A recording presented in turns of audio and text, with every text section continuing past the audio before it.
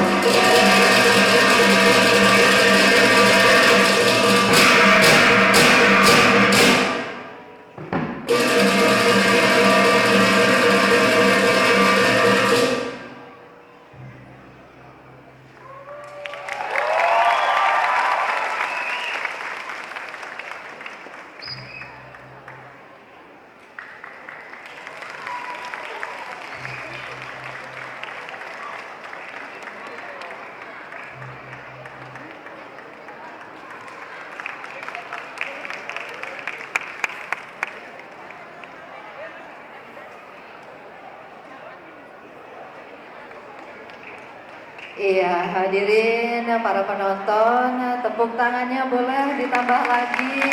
Iya, sudah kita saksikan bersama. Iya, berbahagia sekali pada malam hari ini.